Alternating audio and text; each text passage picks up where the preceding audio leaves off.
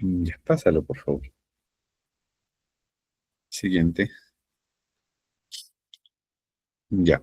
En general, en lo que es el cuidado posoperatorio, van a tener el cuidado posoperatorio inmediato.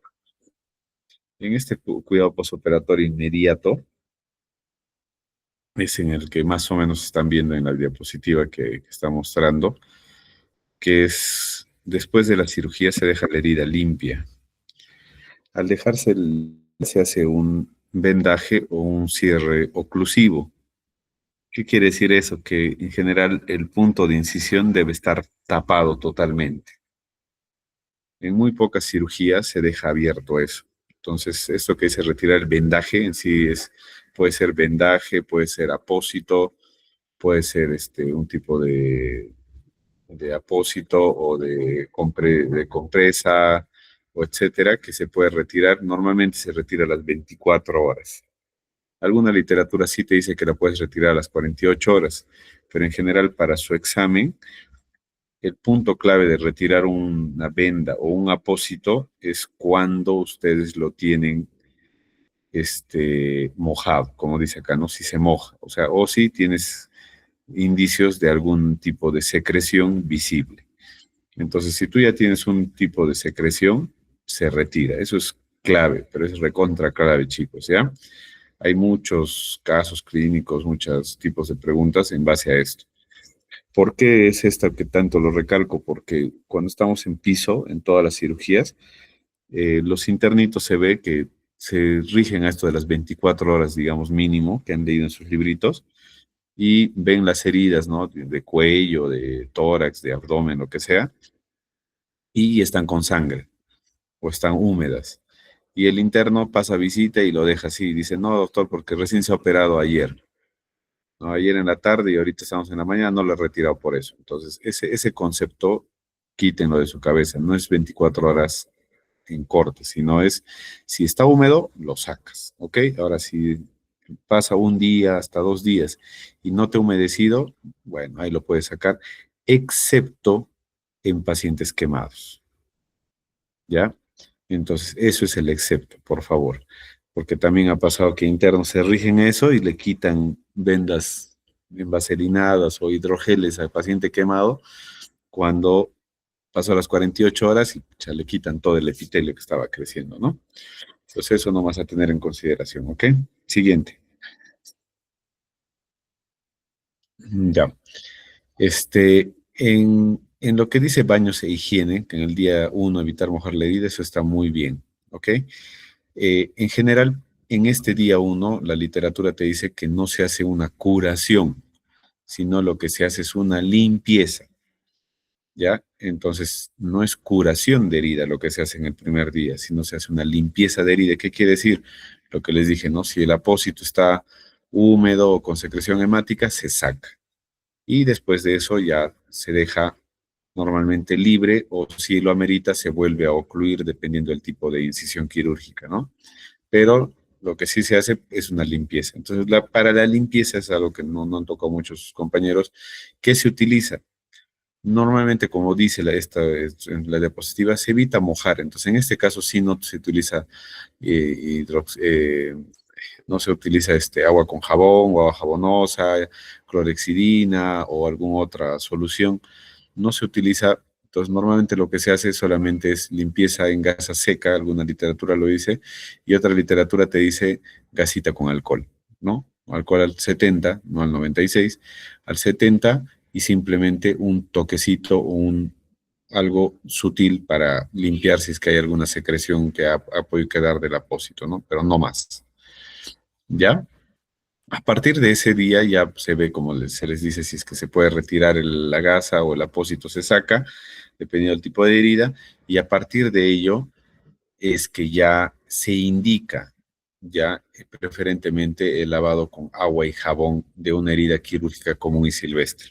Todas las heridas normalmente, al menos que sean, como te les digo, de tipo de colgajos, quemados o injertos de piel, ya a partir de ese segundo día ya se pueden duchar lavados con agua y jabón. También otra excepción es en traumatología. En traumatología se queda por 48 horas hasta 72 horas muchas compresiones porque no puedes movilizarlo, ¿no? Entonces la higiene es distinta también cuando usan tutores o clavos extramedulares, etcétera. Entonces es un poquito distinto. Pero en heridas quirúrgicas de casi todo, ya lo ideal es que lavado sea con agua y jabón, nada más, ¿ya? Y la literatura te dice es más que debería ducharse, puesto que en la ducha, al hacer el procedimiento en ducha, al correr el agua y todo eso, es mucho mejor. Es más, hay alguna literatura que habla de del hidromasaje que realiza el agua al caer de altura desde la ducha hacia la herida y que eso ayuda a la formación de tejido también de proliferación, ¿no? Entonces, eso es lo ideal, ¿ya? Obviamente después de eso se tiene que evitar la humedad, como secando propiamente la herida. Ahora, en los internados que ustedes van a hacer, normalmente se hace un lavado no tan profuso con agua y jabón para no hacer desmadre en la cama, pero sí se utilizan normalmente soluciones jabonosas para lavar las heridas en eso, ¿ok? Ahora, la literatura, los mismos compañeros, inclusive como, bueno, cada uno se dividen a veces los grupos. Por ejemplo, en esta diapositiva te dice enrojecimiento mayor a 1 centímetro y en otra diapositiva van a ver al final enrojecimiento mayor a medio centímetro. Más que medir el enrojecimiento, es ver que el enrojecimiento no esté delimitado a la zona de sutura. La sutura de por sí te va a hacer enrojecimiento y la herida se va a volver roja. Pero si sobrepasa esos límites, ya que no son delimitados a la misma línea o a la misma línea del corte o a la misma línea donde está entrando los hilos, ya puedes pensar que son signos de infección, pero aparte de eso tienes que tener la tetra de Celsius, ¿no? Todo eso te puede llevar a que sí se esté infectando, ¿no? Entonces, la revisión en general depende más que todo del lugar de la herida quirúrgica, ¿no? Si son lugares estéticos o visibles, la revisión debe ser al tercer a cuarto día, porque a partir del cuarto día inclusive ya puedes retirar puntos en cara, etcétera. Y en otros lugares como tórax o abdomen, sí, la revisión puede ser a los 7 a 10 días, porque a partir de ellos hematomas consolidados o abscesos o infección de sitio operatorio. ¿Ok? Listo. Siguiente, por favor. Ya, eso ya lo hemos vuelto a ver. Ya sabemos cómo funciona la cicatrización. Siguiente, por favor. Siguiente. Ya. Como decíamos, la cura posoperatoria al inicio es solamente una limpieza, ¿no? Solo se realiza el retiro de los restitos y no más, como dice hoy, puede ser con suero fisiológico, pero la verdad lo que yo más recomiendo es usar simplemente alcohol. ¿Por qué? Porque el suero está bien, te ayuda a limpiar, pero humedece la herida. Entonces al humedecer a veces no ayuda mucho. En cambio el alcohol te lo retira, pero lo bueno es que se seca muy rápidamente, ¿ya? Entonces, bueno, depende de bastante de la técnica. Algo que aprendí desde mi residentado es que la curación es de quien cura, ¿no? O sea, es como tú lo quieras curar, es lo que tú vas a hacer, pero siempre hay escuelas y escuelas y tú con la experiencia y con el pasar del tiempo vas a ver cuál es el que te funciona mejor, ¿no? Entonces, eso. Ahora, lo que es la yodopovidona, como les dije, no lo hagan, no usen yodopovidona o yopamidol, no usen en el caso de hacer limpiezas de piel, porque evitan lo que es la primera y segunda fase de la cicatrización. Entonces, no lo hagan, por favor. Peor si es su alcoholcito yodado, no necesitan, ¿ok? No es lo ideal como antiséptico. La Clórex inclusive más menos, pero tienen que recordar que tienen efecto residual. Al tener efecto residual te van a matar todas las células buenas también que están creciendo. Entonces, en este punto de la diapositiva, no hagan caso a eso. Tengan cuidado que cuando pongan ahí en su IA, después ahí que les vote por lo que está esta diapositiva así, ¿ok? En general, ¿cuándo sí se utiliza la iodopovidona? ¿En qué tipo de heridas? Van a verlo bastante en coloproctología y en ginecología. en donde ponen tapones en la mucosa embebidos en solución yodada o iopamidol, ¿no? Entonces, eso es un punto que ustedes también tienen que entender. Cuando se utiliza el iopamidol en solución, en gasa o en apósito, es en mucosas, ¿no? En mucosas con riesgo de infección como vagina o recto ano, ¿no? Por ejemplo, cuando operamos de hemorroides, muchas veces hacen hacen como un cigarro, un puro de gasa con yodo o con una gasa furosinada y eso es lo que colocan en el recto para que ayude a la desinfección en esa parte, ¿no? Porque son áreas contiguamente húmedas y que también tienen pues secreciones contaminadas, ¿no? Ahora, en el caso de las gasas vaselinadas, normalmente se utiliza para evitar que los tejidos que han estado en quemaduras o fricciones por desaceleración y pérdida de solución de tejido epitelial se puedan pegar, ¿no? Igual que las apósitos hidrocoloides, y etcétera. Eso lo van a ver en las siguientes diapositivas. Siguiente, por favor. Ya. Entonces, como habíamos dicho, las revisiones en general, no tanto así que se hace la primera revisión a las 48 horas, eso depende, ¿no? Normalmente tú al paciente siempre terminas la sutura, terminas todo lo que has hecho, al día siguiente o cuando pasas el turno lo vas a volver a ver, no es a las 48 horas, sino tú lo ves, ¿no? Continuamente, ¿por qué? Porque tienes que revisar si es que la herida está húmeda. Ahora, lo que dice revisión médica en general más que todo se refiere a la revisión minuciosa de la herida, ¿no? En el apretar, en el ver los puntos, si están bien pegados en la piel vis a vis, etcétera. Eso lo puede hacer a las 48 horas o a las 72 para que no veas que se esté haciendo ya empezando una colección, un seroma o algo, ¿no? Pero más de eso, no. Presionar la sutura, como dice ahí, es ya para poder ver si es que hay algún líquido, pero normalmente cuando hay eso, tú ya ves que la piel circundante a la sutura va a fluctuar. Entonces, al fluctuar, sabes que hay un espacio muerto y que ha contenido líquido, ¿no? Entonces, lo que haces es apretar para ver si sale algún líquido. Si no sale, eso no te descarta que no haya colección, sino que hay algunos que se está formando recién la colección. Entonces, lo ideal en ese caso es sí coberturar la herida y comprimirla. En uno de los puntos que les voy a enseñar, que es de cerrar espacio muerto, siempre tienes que terminar comprimiendo la herida para evitar que ese espacio muerto se llene de líquido, ¿ok? Entonces, la compresión es vital en este punto y es el punto clave, ¿ya? Siguiente, por favor. Ya, entonces en general lo que han puesto acá está bien para que ustedes indiquen al paciente cuáles son los signos de riesgo que puede ir a consultar al médico y si, qué puede ver en la herida para que pueda empezar a, este, a, a consultar al médico, ¿no? Siguiente, por favor. Ya. ¿Cada cuánto se debe hacer las curas quirúrgicas? Hay literatura que te dice que cada día, de otras cada 48 horas. En general, como dice, depende bastante el grado de contaminación de la herida. En heridas con crecimiento polimicrobiano, como por ejemplo en el Fournier, en la fasciitis necrotizante y todos ellos que ya tienen, son polimicrobianos, las curaciones deben ser cada 12 horas. En las heridas que son contaminadas, pero con poca sospecha de polimicrobianas cada 24 horas. En las heridas que son limpias, contaminadas, se recomienda cada 48 horas. ¿Ok? Entonces, ese algoritmo es el que más o menos tienen que llevarlo para que puedan entender que cómo puede salir un paciente más rápido de la curación de herida. ¿Ok? Ahora, respecto al dolor, siempre el de primera línea es el paracetamol, el de segunda línea son los AINES y el de tercera línea son los opioides, ¿ok? Hay ciertos AINES que te generan menos reacción de agregación plaquetaria.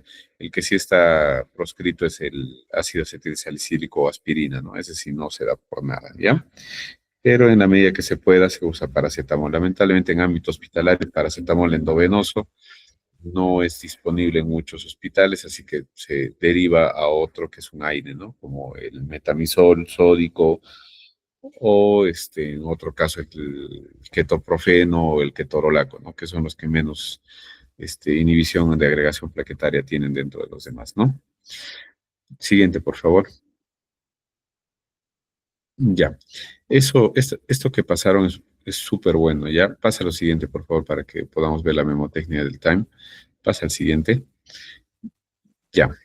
En general, este tipo de memotecnia se ve en lo que son más que todo heridas crónicas o heridas con pérdida de solución o heridas de difícil manejo.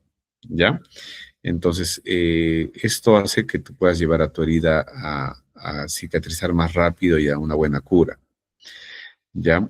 Entonces, en el manejo del tejido, te dice que tienes un montón de tipos de manejos, ¿no? Los más comunes son de los que son el quirúrgico y los que son los enzimáticos, ¿no? Que te ayudan a poder degradar ciertas sustancias o sea, degradar el tejido para que puedas, mediante varias sustancias, para que puedas hacer que el lecho sea vital. ¿Qué quiere decir esto? O sea, tú agarras y normalmente cuando es el quirúrgico, quitas todo el tejido necrótico o todo el tejido desvitalizado o el tejido que esté purulento, ¿no?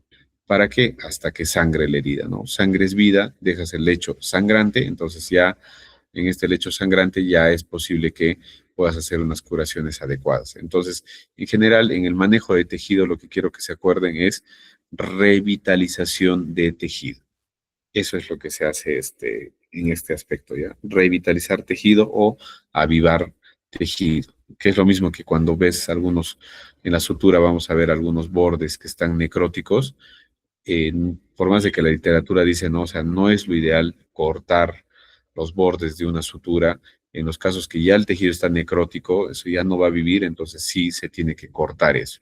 Pero van a ver en la práctica que eso es distinto entre lo que está en lo que está necrótico a que simplemente, digamos, en el caso de las caídas por bicicleta o moto, que se levanta una lengua de tejido y vamos a hacer la sutura de inflap. En esos casos no se corta para nada, porque no es que está necrótico, simplemente está pálido porque ha perdido vasculatura, pero se le da siempre el chance y en ese caso no se cortan las puntas. Solo se corta si el tejido está necrótico, ¿ok? Siguiente, por favor. Ahora, en lo que es este control de la inflamación y la infección, vale ver lo que hemos visto en anteriores clases, qué tipo de herida es, y según qué tipo de herida es, ustedes saben que se tiene que dar antibiótico profilaxis, ¿no? Si es limpia, contaminada y, a- y, tratamiento antibiótico si es contaminada o sucia, ¿no? Dependiendo de eso se da sus esquemas también. Ya, entonces, algo que dijo el alumno en sí de la contaminación, hay que recalcar que la contaminación normalmente es por microorganismos no propios de el área de lesión o el área quirúrgica. ¿Ok? Eso es algo que le faltó decir. Entonces, cuando tú haces un cultivo de eso y te sale muchas veces dos, dos microorganismos o dos bacterias, entonces normalmente te van a dar la herida como muestra contaminada o que está contaminada, ¿no? ¿Por qué? Porque esa contaminación normalmente viene de un agente externo, en este caso de ustedes, ¿no? Los internos o los estudiantes que son bien chéveres lavándose la mano, van y lo contaminan la herida, ¿no? Entonces eso es lo clásico, ¿ya? Pero es la colonización, que normalmente son por microorganismos que sí son propios de la zona, ¿ya? Siguiente, por favor. El balance de la humedad, en general, lo que se busca es, como han visto, ¿no? O sea, no es estar mojando la herida por gusto. En general, la herida sí se puede lavar con agua y jabón, que es lo perfecto hacer en la ducha, pero no es que después de eso se deja húmeda. Después de eso siempre tiene que estar seca. Para que esté seca hay un montón de técnicas. Las más empíricas son pues siempre, ¿no? Lavado en ducha todo y luego tener toallas limpias, eso para sus serums, ¿no? Tener toallas limpias y secas, y con eso se seca la herida, si se puede, si no con gases estériles, y si ya es un ambiente más controlado, se utiliza el sistema BAC, ¿no? O el sistema de presión negativa, que es lo que están viendo en la imagen, ¿no? Que es una herida pequeñita, inclusive la que están teniendo ese BAC. Pero normalmente lo que se utiliza son espumas, que son esos foams. Ya esas espumas son espumas que se exponen a la herida y mediante ese tubito que sale y la maquinita que hace la presión negativa, que bueno, no es que todas las heridas se ponen a 150 milímetros de mercurio, dependiendo de la herida se baja, normalmente se empieza con esquemas así de 80, 90 y luego se va subiendo y te absorbe la humedad, ¿no? Ahora las máquinas ya tienen medidores de humedad, inclusive en donde tienen un tachito, en donde te ven cuánto el tachito se llena, y cuando ya está lleno quiere decir que de verdad la esponja ya no sirve y ya tienen que retirarlo. Para todos los que están interesados en cualquier campo quirúrgico, sea cirugía, cirugía plástica, en todo, van a ver mucho de esto de presión negativa, puesto que se utiliza un montón hoy en día. Antes estaba bien caro, en un sistema de back está más o menos sus 10.000 soles. Ahora los sistemas back son más baratos, encuentras hasta de 2.000 soles y todo. Y los cambios de cada esponjita son 400 soles o algo así, ¿no? Entonces siempre es bueno que sepan ustedes que existe, que hay acá en general en Cusco hay un montón de casas que lo venden y que ya hasta así son artefactos chiquititos como los que ven, que inclusive el paciente se lo pone en la correa y puede irse con su sistema back, ¿no? Al inicio lo cambias cada día, luego cada 2, cada 3 días, hasta inclusive cada esponja se puede quedar cada 7 días, ¿ya? Ese es para el balance de humedad. Siguiente, por favor. Ya, en lo que es el balance epitelial, en general esto ya son técnicas avanzadas netamente para heridas crónicas. ¿Por qué? Porque si se dan cuenta en lo que han puesto del abordaje sistémico, es ¿por qué? Porque los pacientes que sufren para llegar a este punto son pacientes con otras enfermedades concomitantes que evitan que haya cicatrización, por ende entran a ser cicatrices crónicas. Entonces, tú tienes que tratar lo que es la patología de base, estabilizar la patología de base, y en base a eso vas a poder estabilizar todo lo demás, ¿no? Y ahí también está, por ende, los bioinjertos, ¿no? Para pacientes que no pueden hacer esa cicatrización, o los injertos de piel avanzados, ¿no? ¿Ya? Eso es lo que tienen que entender, pero más que todo para ustedes es tratamiento de la patología de base. La más común y la que más entra en los exámenes, diabético, ¿no? Clásico, diabético, descompensado, herida crónica. Eso es lo que tienen que entender. En los exámenes, métanse eso. Paciente con diabetes crónica, ¿qué es? O con diabetes mal compensada, herida crónica. Listo. ¿Cuál es el tratamiento? Estabilizar la diabetes. Antes de que tú pongas lavado con agua y jabón, antes que me digas uso de hidrogeles, antes que me digas BAC, lo que tú quieras, estabilizar la diabetes. Eso hasta para el ENAM, para el residentado, esa pregunta tan sencilla, hasta eso entra, ¿ya? En el caso de lo que son las proteínas, vitaminas, el que tiene más evidencia de todo eso es la proteína y lo que es la vitamina C y el zinc. La E no tanto, porque la E se ha visto algunos estudios que hay contrarreacción, inclusive en el tratamiento de hepatopatías que antes se daban la vitamina E, ahora se está dejando de hacer eso. Y igual que en la A. Ya recuerden que también qué vitaminas te pueden causar hipervitaminosis, pero en lo que son proteínas, sí está comprobado que eso te ayuda al abordaje de sistémico y una buena cicatrización. Dependiendo del tejido, normalmente está la glutamina y la alanina, que son las más fuertes que te pueden dar eso, ¿no? Y el zinc, que es ya lo máximo, pero en formas absorbibles, ¿no? El problema es que acá en Perú normalmente usan lo que es el carbonato de zinc o el citrato de zinc, ¿no? Y que son formas, bueno, que absorbes, pucha, ni un 1% y lo demás, de lo que estás consumiendo lo defecas, ¿no? Lo ideal es usar formas más avanzadas como el bisglicinato de zinc. Ese sí puedes absorberlo, pero el problema es que como se absorbe tan bien, también te puede causar un poco de molestias estomacales, ¿ya? Pero en este caso, proteínas y zinc, súper vital para lo que son cicatrizaciones, para las mujeres que les gusta la estética y todas esas cosas. El recetar eso o el que ustedes consuman es muy bueno porque te ayuda al cabello, uñas, piel y todas esas cosas, ¿ya? Pero tiene que ser en una buena forma que recetes. Siguiente, por favor. Ya, en lo que son apósitos, eso también es ahora algo que se utiliza un montón. El problema es que todavía son un poco caros y tienen un montón de usos estos apósitos, pero lo que hay que entender es que son apósitos que están embebidos o que tienen ciertas superficies que te ayudan a que que la cicatrización sea más adecuada o que puede evitar una sobreinfección o que si ya están infectados inclusive ayudan con algunas sustancias antisépticas como la plata, ¿no? Siguiente, por favor. Ya, siguiente, por favor. Ya. Entonces, en este cuadrito, que está muy bonito, les va a ayudar bastante, ¿ya? ¿Qué cosas son los films o películas? ¿Ya?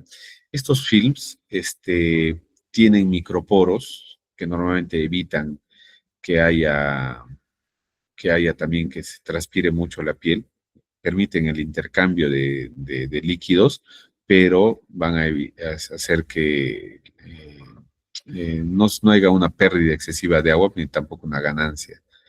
¿Ya? Entonces, normalmente esos son algo así como los tegaderos, más o menos así. Ya algunos vienen en el tegadero, pero embebido con otra sustancia que es antiséptica, que en el caso de que también tenga que hacer la técnica del wrapping, le llaman, es como hacer un envoltorio y haces así como un envoltorio de así con plástico y eso es lo que ayuda a la cicatrización. Inclusive para el uso de las esponjas también se utiliza estos films, ¿no? Para el cerrado de compresivo de la herida, ¿ya? Los hidrogeles son súper, yo al menos utilizo un montón de hidrogel, ya, que lo que van a hacer es que eviten que haya debridamiento de herida, van a evitar que las heridas de per se pierdan sustancia de por más, entonces eso va a ayudar a que haya mayor tejido de granulación y eso va a hacer que la herida se pueda hacer más rápido su cicatrización. ¿Dónde utilizas eso? Lo clásico en el examen, UPPs, ¿ya? Cualquier UPP normalmente se utiliza hidrogeles, ¿no? ¿Cuáles son los hidrogeles más comuncitos? Así que bueno, ustedes si es que quieren hacer los hidrogeles de plata, ¿no? Que es el Silver Care, que es el nombre. Por ejemplo, el Silver Care es un apósito que tiene plata y que eso es lo que se pone para que nosotros le decimos puedas refrescar la herida, ¿no? En el caso de la UPP y todo eso, y te ayuda bastante la granulación. En el caso de los hidrocoloides, ya son en heridas más húmedas, ¿no? En el que ya tienes que ver que se pueda utilizar eso. En general, estos hidrocoloides, igual que los alginatos, ya, en general los dos se utilizan en heridas húmedas y hay sustancias o ya apósitos o gasitas que ya tienen tanto hidrocoloide o alginato, ¿no? Uno es el que mostró su compañero, que no sé si ya le he pasado, ese Cutimet, el otro es el Siltec y el otro es Sorbac, se llaman así, son los nombres. Esos son alginatos algunos y otros hidrocoloides, pero prácticamente su principio es el mismo, ¿no? Son como unas gasas de colorcitos que se pegan a la piel, que van absorbiendo el agua por su capilaridad, pero a la vez liberan sustancias que ayudan a la granulación. Entonces, como es una herida húmeda, la seca, pero a la vez evita que se sobreinfecte y a la vez ayuda a la granulación. Normalmente estos hidrocoloides y alginatos, ¿cuánto tiempo tienes que dejarlos? Normalmente se quedan entre 5 hasta 7 días. ¿Cuándo los retiras? Cuando ya están muy húmedos. Si la herida es muy húmeda, tienes que retirar porque tiene riesgo de infección, ¿ya? Y las espumas, que son los que les dije, que son normalmente para terapias de presión negativa, que esas sí son con altas secreciones de líquido y terapias muy húmedas, ¿ya? Siguiente. Ya, acá está reiterando, ¿no? Lo que se dijo, ¿no? Normalmente los hidrogeles para UPPs, ¿no? Hidrocoloides y alginatos, recuerden, heridas húmedas, ¿no? Y para lo que son espumas, terapia de presión negativa, cuando son muy, muy húmedas, ¿ya? Listo, siguiente. Ya, algo que me estaba olvidando y que, bueno, no lo tocaron acá sus compañeros. He visto muchos alumnos que innecesariamente curan algunas heridas con sulfadiacina de plata o con gasas furacinadas. Entonces, tenga mucho cuidado con esas sustancias porque también eso hace que cuando te dejas, por ejemplo, en esta herida que están viendo, donde dice dato clínico abajo, esa úlcera, En general, esa heridita, muchas veces he visto a sus compañeros que utilizan alginato, sulfadecina de plata o silver care, le ponen ahí y termina cuando levantas la gasa. Si bien es cierto, lo bueno es que la gasa no se pega porque esas heridas exudan, bacán, lo retiras, pero es como si saldría pus después de que has terminado esa curación a las horas. ¿Por qué? Porque por la degeneración proteolítica, el, ese sulfadecina de plata termina como si fuera una baba, como si fuera como pus, inclusive a veces hasta maloliente. Y eso confunde, entonces tengan mucho cuidado en el uso. Ahora, la gasa furacinada, sí, también lo utilizamos para evitar un poquito la sobreinfección y para que no se pegue. Pero lo que últimamente está estilando mucho y a los que están interesados en cirugía plástica se usa son las gasas vaselinados o esos hidrogeles o hidrocoloides que se puede utilizar para que no se pegue la herida y eso ayuda a que se quede también más tiempo. Antes se hacía curas diarias de este tipo de heridas, ahora ya no se hace eso, es como a los quemados, ¿no? Los quemados antes se curaba diario, ¿no? Era la cámara de las torturas, le decían en la sala de quemados, porque los paraban a los pobrecitos sacando las vendajes, los apósitos y otra vez los rasqueteaban, los hacían sangrar y otra vez los tapaban y así. Y lo que hacían era que evitaban muchas veces la granulación, o si había granulación era con unas cicatrices terribles, ¿no? Ahora se deja las heridas, se hace una sola limpia, muy buena, preferentemente en quirófano, por el dolor, y después de eso se tapa con estos hidrogeles o hidrocoloides por los 7 días que les digo. Entonces, ¿se acuerdan de la regla de la mano? Más o menos en 7 días ya tienes un colchón por lo menos de 2 estratos que han subido, ¿no? Entonces ya puedes retirarlo sin tener riesgo de que estés quitando epitelio sano, solamente quitas un epitelio descamativo, ¿no? Esa es la base, ¿no? Y las terapias de presión negativa que te dan más aún tiempo para que se seque la herida y puedas tener una granulación, ¿no? Más rápido, ¿ya? Eso es lo que tienen que recordar. Siguiente.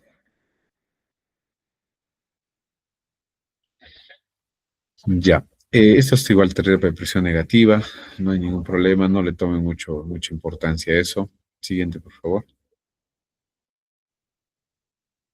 Ya. Esto sí es importante. Todo esto se conglomera en una palabra. Son las curaciones hiperosmolares. Todo lo que son terapia hiperosmolar, ¿qué quiere decir? Que tiene un montón es como ponerle un vaso de agua o de tu mate o tu café, demasiada azúcar, que lo vuelve una sustancia hiperosmolar. Hay mucha,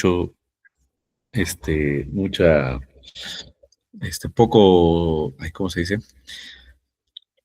Poco líquido para mucho sólido, algo así, ¿no? Si lo puedes poner en palabras, coloquiales. Entonces, lo que hace por esa alta osmolaridad es deshidrata las bacterias, ¿no? Las seca, ¿no? Y al secarlas, evita que haya una sobreinfección bacteriana, produce peróxido de hidrógeno, tiene este efecto antioxidante y tiene un pH bajo, ¿no? Entonces, todas esas cosas evitan el sobrecrecimiento bacteriano. Entonces, ayuda mucho. Dentro de esta terapia hiperosmolar está la miel, el azúcar y la gelatina, ¿ya? Esas, ahora, ¿cuál funciona más? Ha sido algo que inclusive ha sido proyecto de tesis de algunos alumnos en el que hacían curaciones con los tres y en estudios, pero de muy pocos universos, vieron que inclusive el que más tenía resultados era la gelatina y tenía la ventaja de que venía en sobre, entonces esta gelatina, también lo bueno es que era relativamente estéril, ¿no? Porque la miel no sabes exactamente cuán estéril sea y de dónde venga, si de verdad es miel virgen y no es mezclada, ¿no? Pero aún así, bueno, el que está más al alcance de la mano es el azúcar, normalmente se utiliza el azúcar no refinada, entonces la azúcar rubia, para que puedan hacer las curaciones. La desventaja es que por la misma osmolaridad, ¿no? El cuerpo libera agua, entonces el azúcar se hidrata y termina haciéndose pues una jalea, como están viendo al lado izquierdo en la imagen, que empieza a gotear. Entonces es como que un pegajoso toda la herida, entonces ensucias un poco el tipo de curación que le llamamos sucia, ¿no? Pero no por lo contaminante, sino porque te mancha todo, ¿no? Pero bueno, es parte de...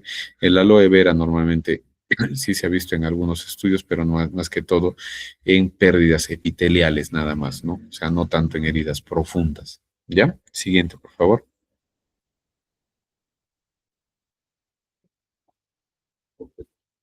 Siguiente.